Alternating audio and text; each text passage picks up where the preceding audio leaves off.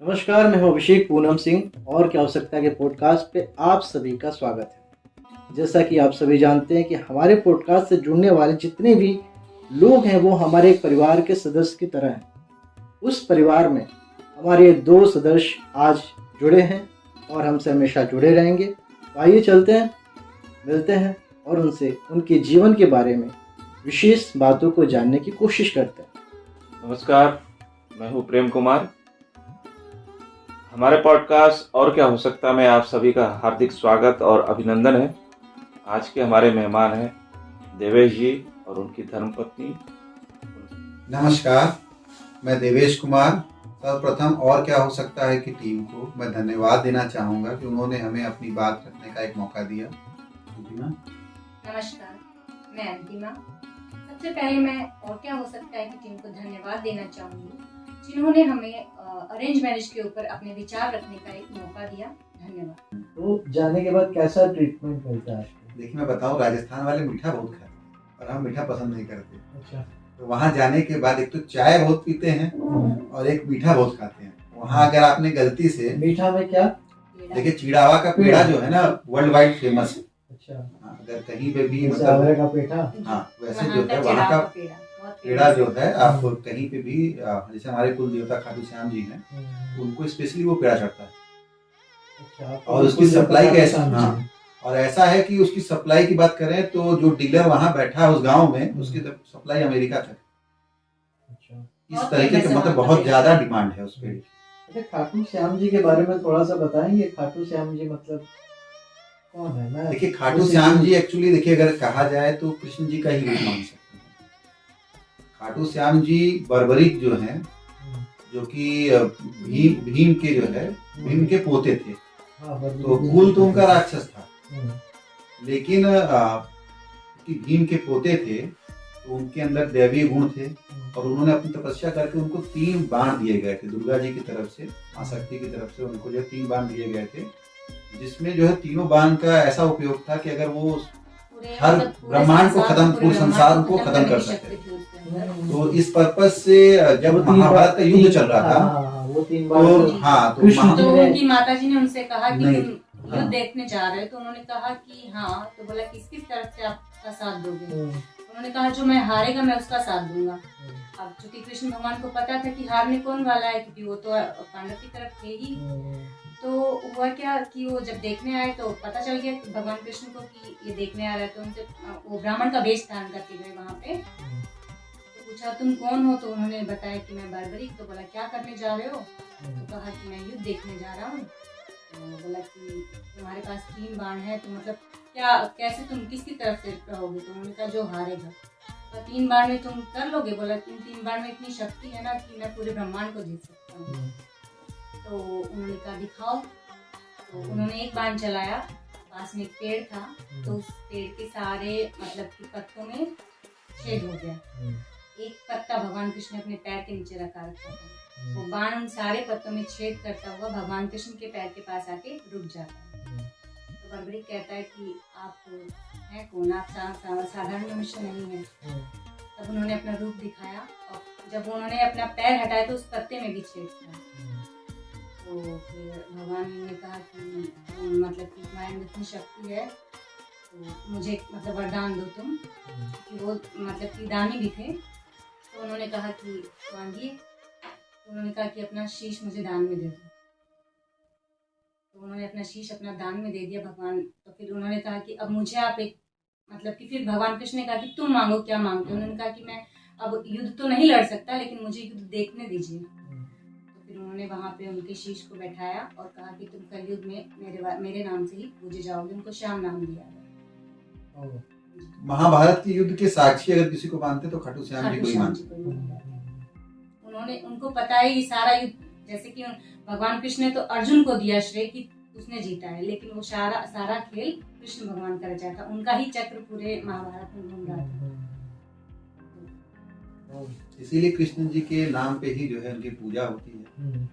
और एक तरीके से मतलब भले ही जो है लोग ये कहें कि कई लोग उस पर कहते भी हैं, भ्रांति भी, कि राक्षस कुल था, देवता कैसे हो गया। लेकिन सिंपल सी बात ये है कि ये तो रचाया हुआ एक खेल था, प्रभु का एक खेल था कि जो है उनको जन्म उन्होंने उस कुल में लिया। मेन मोटो तो यहाँ ये था कि उनको ये तो मालूम नहीं था कि भीम हमारे दादा हैं। उनको तो ये लगा कि 5 लोग अगर हैं, वो 5 भाई है तो वो हारेंगे और हमको उनका सहारा देना। इसलिए आज उनका नाम हारे का सहारा। और आज भी अगर आप देखेंगे जो भी उनके दर पे आता है, खाटू श्याम जी का, हमको लगता है कि पिछले 10-15 साल पहले अगर आप देखेंगे तो मीडिया इतनी एक्टिव नहीं थी, तो बहुत लोग नहीं जानते थे। आज की स्थिति तो ऐसी है, हाँ, आज की स्थिति तो ऐसी है कि चाहे वो मारवाड़ी हो, चाहे किसी भी कल्चर का, हर कास्ट का बंदा वहाँ जाता है और मुराद पूरी होती है।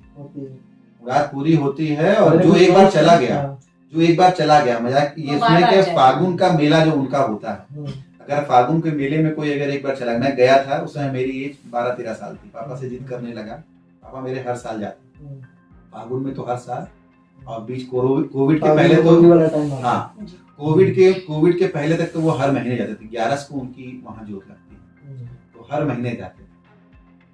मैं बताऊं कि हम बहुत छोटे थे, 14 किलोमीटर पैदल जाना होता। आप जब रिंगस में उतरेंगे, पैदल यात्रा होती है। 13-14 साल की रिंगस खाटू श्याम से 14 किलोमीटर की एक जगह है, वहां से पद यात्रा करके ही आपको जाना होता है आजकल। हाँ, 14 किलोमीटर जाते हैं। मतलब मेन जो उसका मेन है, उसका जो तरीका है वो यही है कि आप रिंगस उतरते हैं, रिंगस से निशान लेके वहां से पैदल जाते हैं खाटू श्याम लेके। हाँ, झंडा, हाँ, बिना झंडे नहीं जा सकते। नहीं जा सकते हैं, मतलब एक तरीका बना हुआ है, कल्चर बना हुआ है।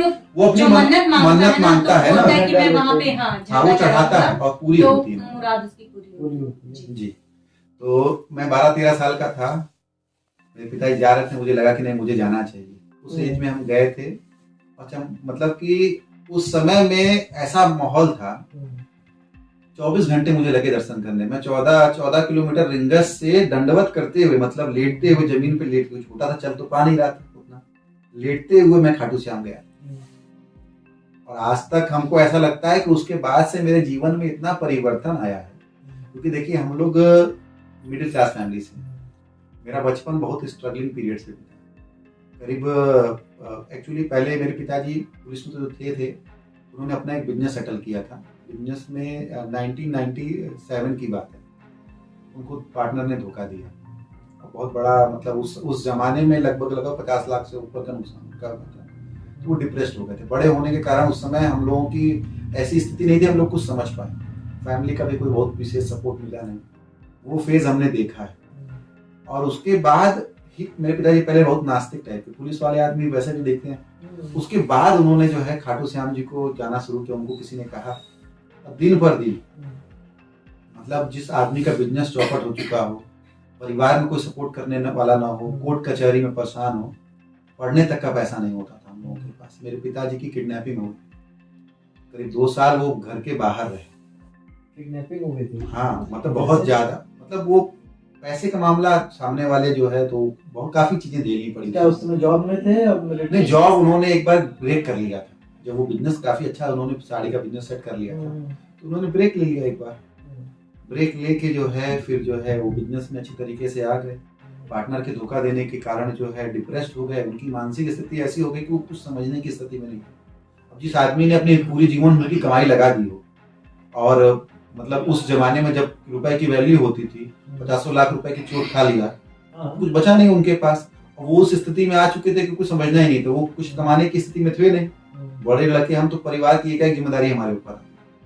तो करीब 2-3 साल वो ऐसा पीरियड रहा कि हमें ऐसा कोई काम नहीं रहा जो हमने नहीं किया, चाहे वो डोर टू डोर मार्केटिंग हो, चाहे मतलब बहुत ग्राउंड लेवल से हमने शुरुआत की। और हमारी उम्मीद नहीं थी कि हम सेल्समैन से भी ऊपर बढ़ पाएंगे। पढ़ाई तो खत्म ही हो चुकी थी, लेकिन फिर भी मेरी मम्मी का बहुत सपोर्ट रहा, बहुत स्ट्रिक्ट रही, नहीं सब कुछ करो लेकिन पढ़ाई करो। वो हमेशा हमारे सहारे के लिए रूप में जो है मम्मी दिन रात सिलाई करती, हम लोगों को जो है पढ़ने के लिए कहती। बाबा श्याम जी का जो है निशान सीलती और हम लोगों को बोलती नहीं पढ़ाई करो, जो कर रहे हो काम ठीक है। तो उस फेज से निकल के आज ये स्थिति है कि मेरा छोटा वाला भाई सॉफ्टवेयर इंजीनियर। कहाँ पे, वहाँ पे थे? क्या चीज? नहीं, वाराणसी में ही था, घर अपना ही था यहाँ पे।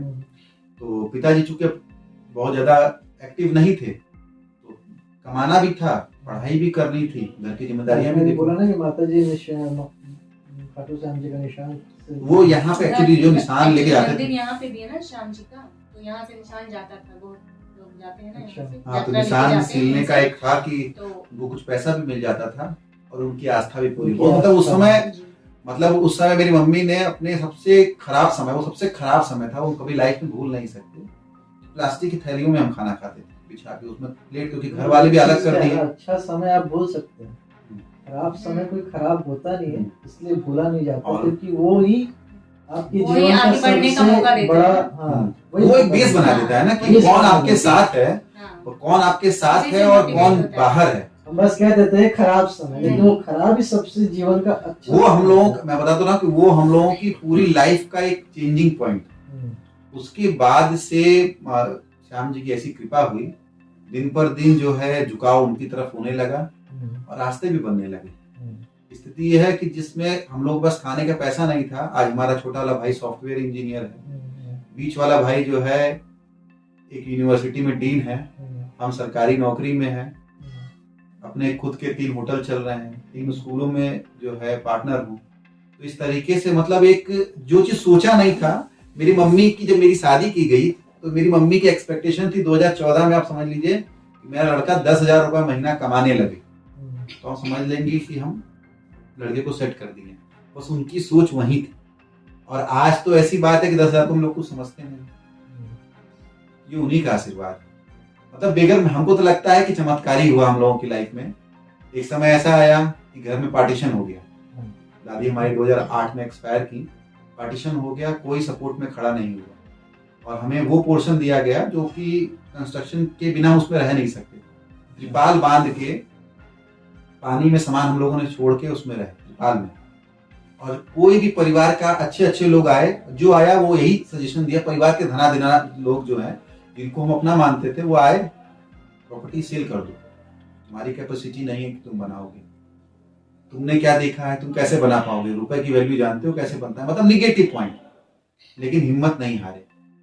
उस दौरान ये रिश्तेदार बोलते थे, ये रिश्तेदार बोलते थे। और स्थिति ये मैं बताऊं कि मेरे पिताजी चूंकि छोटे थे, कितनी उम्र आप देख लीजिए, 87 का मेरा जन्म है, तो मेरी उम्र 17-18 साल उस समय रही जिस समय पार्टीशन हुआ। अब 18 साल का लड़का अगर अपने पिता को बोले कि नहीं पापा पार्टीशन कर लीजिए, कोई फायदा नहीं, जैसे भी होगा, और लोग परिवार वाले बोल रहे हैं कि क्या कर लेंगे, तो मेरे पिताजी बोले कि तुम्हारे अंदर क्या बूता है कि तुम कर लोगे। वो तो चूंकि अभी तो चीजें ढंग से हुई नहीं थी, ऑलरेडी हम लोग डाउन फैमिली से थे, लेकिन फिर भी सबसे पहले हम लोगों का मकान बना, सबसे पहले सब भाई सेट हुए। और आज परिवार में जो लोग हम लोगों को पहले धुतकारते थे, बहुत गरीब हैं, ये मतलब ऐसी स्थिति देखी, कजन सिस्टर की शादी है, इनको मत बुलाना, ये आएंगे तो कुछ चोरी करके ले जाएंगे, ये हमारे यहाँ खड़े होने योग्य नहीं है। वो आज बोलते हैं कि नहीं तुम हमसे रिलेशन क्यों नहीं रख रहे। हम ये बिल्कुल मतलब ये ऐसी चीज है, मतलब कई बहनें, मतलब कहने को कई सारी बहनें हैं, इसीलिए फिर उसके बाद मैंने फिल्टर कर लिया कि जो आपका साथ देता है आपको उसके साथ रहना होता है। तो उसके बाद से मतलब कि परिवार में कौन आपके योग्य है और कौन आपके साथ खड़ा होने जाए, वो समझ में आया। जरूरी नहीं कि परिवार के लोग हमेशा साथ में खड़े होते हैं, बाहरी लोग भी, और जो सपोर्ट बाहर से हमें मिला शायद उतना सपोर्ट परिवार से नहीं मिला। तो ये शादी के पहले आप स्टेबल हो चुके थे?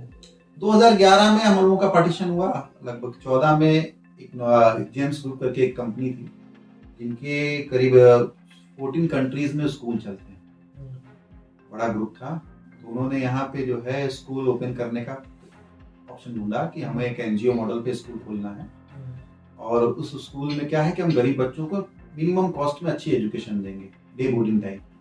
वो नया कॉन्सेप्ट था और लीज मॉडल पे स्कूल, एकदम यूनिक कॉन्सेप्ट था।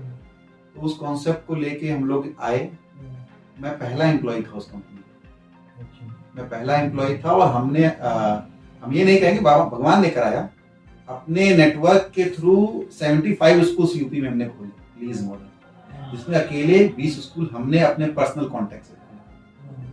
मतलब हमें उसमें स्थिति ये हो गई थी कि कुछ समय बाद मैं यहाँ के महापौर से मिला और वो हमसे मिलने के लिए 2 साल से ट्राई कर रहे थे कि देवेश कौन है, जरा उनसे मिलाओ, कि मतलब काफी सारी स्कूलें खोल रहा है एक बंदा कौन। हमें अपनी वैल्यू नहीं मालूम थी, लेकिन जब मैं उनसे मिला होटल के सिलसिले में उनसे मिला था, तो बोले देवेश आप ही हैं, हम तो बहुत दिन से ट्राई कर, उनके लड़के से मेरी बात हुई, बहुत दिन से ट्राई कर रहा था आपसे मिलने कि मालूम तो पड़े कि कौन है जो इतनी स्कूल्स की चेन खोल रहा है। तब हमें मालूम पड़ा कि हमने ऐसा कुछ किया। मतलब वो अपने हिसाब में हम लोगों ने पैन इंडिया करीब 750 स्कूल्स खोले, तो उसमें एक बैकबोन की तरह हम लोगों ने काम किया और बहुत कुछ सीखने को मिला। वहाँ अपना मार्केटिंग स्किल हो चाहे मैनेजमेंट स्कूल है, बहुत चीजें हम लोगों को सीखने को मिली और बहुत चीज इम्प्रूव भी हुई। उसके बाद ही जाके लाइफ में चेंजेस आ गए। वो ग्रुप जब यहाँ 2016 में सडनली उस ग्रुप में काम करते करते ही मेरे को गवर्नमेंट नौकरी का ऑफर आया सामने से। सामने से आया कि ऐसी वैकेंसी है, हमने एग्जाम दिया, फर्स्ट टाइम में मेरा हो गया, जबकि कभी मैंने सोचा ही नहीं था कि गवर्नमेंट नौकरी ऐसी कोई चीज हम कर सकते हैं उसके लायक भी, लेकिन फिर भी चांस बन गया। इसका सारा श्रेय आप खाटू श्याम जी को 100% उन्हीं को देते हैं। जब मैंने उनसे जो मांगा है, मेरी एक जैसे हम स्ट्रगलिंग फेज से आगे बढ़े, ड्रीम इंडिया स्कूल में मैं आ गया भाई, अब जो वहां पे थोड़ा सा ये हुआ कि नहीं, भगवान 30 साल की उम्र तक कोई चीज ऐसी सेट कर दो इसको लेके, और एग्जैक्ट 30 साल का जब मैं हुआ हूँ तभी मेरी नौकरी लगी। अब इसको क्या कहेंगे, दिमाग में ये था कि 30 साल से पहले सेट होना, और एग्जैक्ट 30वें ही साल आपको नौकरी लगी है, और जिसके लिए आप मतलब कि आपको सामने से मेरे बड़े भाई जो प्रिंसिपल हैं हुआ के लड़के, उन्होंने कहा कि अरे वैकेंसी आई भर दो। अरे भैया कहाँ होगा, अरे भर तो दो, भर दिया। एक बार में हो गया, कभी तैयारी नहीं कुछ नहीं, फर्स्ट टाइम में दिया और फर्स्ट टाइम में हो गया, क्लियर हो गया, फर्स्ट टाइम में हो गया और नौकरी भी मिल गई सरकारी हो तुरंत। मतलब हमको खुद को रियलाइज नहीं हुआ, और फिर धीरे धीरे उस समय उसके बाद धीरे धीरे बिजनेस की तरफ जो है इन्वॉल्वेशन होता रहा, और आगे भी अभी अग्रसर है, क्योंकि हम चाहते हैं कि जिस तरीके से हम लोगों की लाइफ में चेंज हुआ, कम से कम जो लोग ग्राउंड से जुड़े हुए हैं उनके साथ जुड़ के उनके लिए भी कुछ काम करें। तो इसलिए कई तरीके के काम में इन्वॉल्व होते रहते हैं और एक टीम बनाते रहते हैं कि नहीं सब जो है, जो भी हमेशा मैं ऐसे लोगों की तलाश में रहता हूँ कि जो कि काम करना चाहते हैं, फंडिंग ना हो उनके, पैसा वाले की काम करना चाहते हो, क्योंकि अगर वो ईमानदारी से काम करेंगे ना तो चीजें आज नहीं तो कल बनेंगी। तो बिल्कुल सत्य है, मतलब जस्टी में कहीं ना कहीं फाइनल था कि होना ही है, तभी तो आज आप लोग यहाँ पे हैं, नहीं होता काम होते हैं। हाँ ठीक है, थोड़ा सा ब्रेक ले